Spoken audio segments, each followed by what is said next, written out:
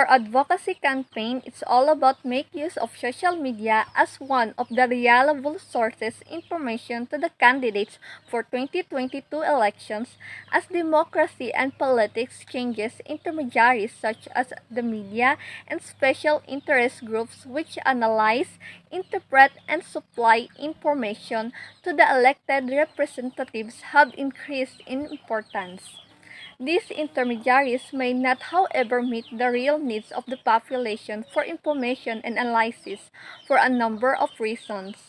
The media, in particular, has been criticized for its inability to provide accurate, unbiased information in an appropriate format that citizens can be used effectively. Some viewpoints or interest groups may be largely ignored. The media may trend towards entertainment, sensationalism, and the maintenance of the status quo, because the main focus of editors and owners may be to ensure their products are popular so that circulation figures are kept up and advertising revenues maintained. Providing a balanced, in-depth analysis of issues that would appeal to a smaller audience may not be economically viable. The format of the news media is also generally unavailable to provide links from one story to another so that the background of the stories can be examined by the readers, viewer, or listener, or so that other related issues can be examined according to the individual's particular interest. The media may also be subjected to the bias of journalists, editors, and owners, which can impact upon the way in which stories can be reported. Not only do these issues affect the way in which information is passed from newsmakers to the public, which the way in which public's views are subsequently passed back to the newsmaker. Truth, the media is also affected. The media may not accurately reflect the population's concerns about certain issues, and as a result, politically organizations may find themselves increasingly out of touch with the population.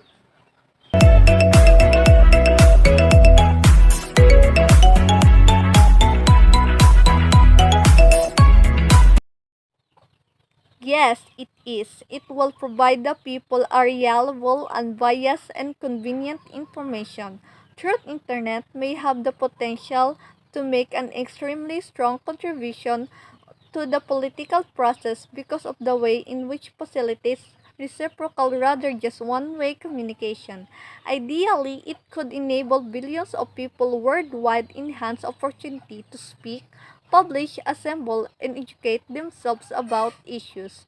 Through internet, citizens can access large amount of relatively unfiltered information.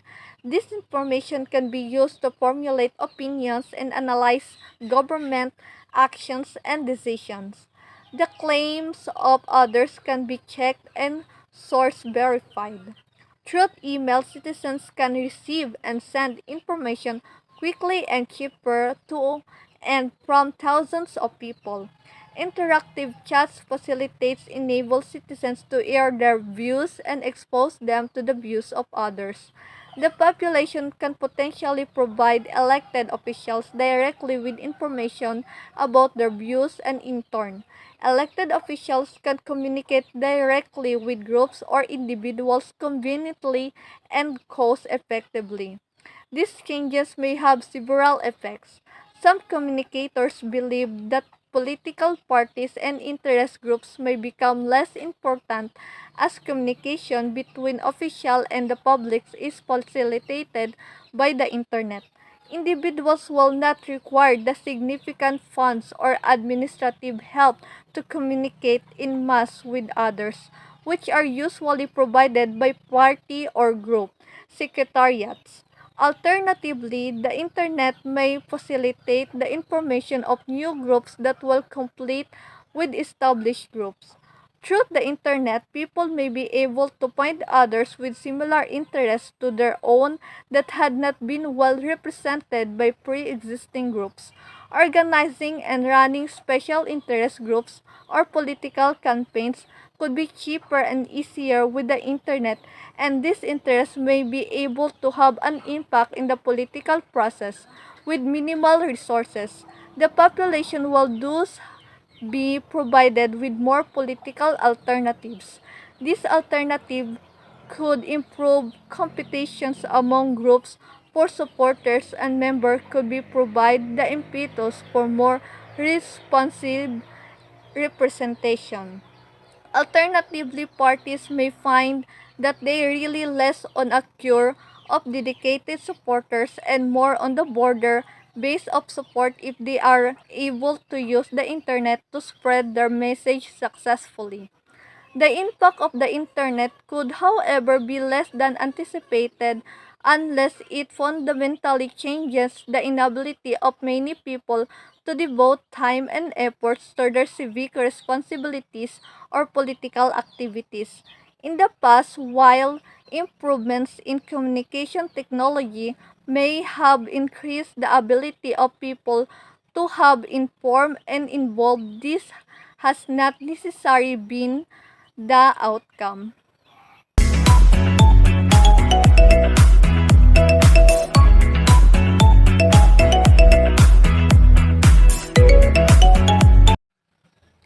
If comparing my campaign advocacy to the other one described in the article, which is the health advocacy for smoking free, I think as for now the prioritized was the health advocacy. Since the election was already done, they should need to focus on the health advocacy because health is an important role of our government and especially in physicians. Health advocacy can play a critical role in explaining health information to patients, helping them make informed decisions about their health. By working to minimize the communication gap between the healthcare professionals and patients, health advocacy are key to improving health outcomes. They can also help to make decisions about their health. Patients need informed from their care providers. However, when a lack of health literacy means they don't understand that information, they can't inform decisions. Healthcare organizations must improve their communication and interactions with patients for effective healthcare delivery. Health advocacy support patients on their journey in many ways, including encouraging a healthy lifestyle.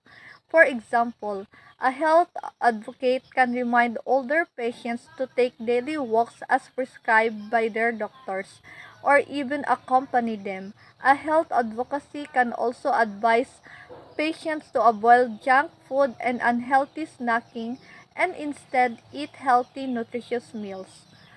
Healthcare advocacy rules are expanding to meet and involving needs of patients in an increasingly complex healthcare system. Advocacy works to ensure that patients receive the care they deserve and support patients by responding to their needs, improving safety, and optimizing care delivery. They also use their knowledge, experiences, skills, and passion to enact improvements across the border healthcare system. Health advocacy helps patients access affordable, effective, quality healthcare. They also help healthcare organizations improve patients' engagement. Ultimately, the essential role of health advocacy is to help all patients regardless of racial or ethnic background, socioeconomic status, gender, age, or condition receive access to effective, equitable, high quality care.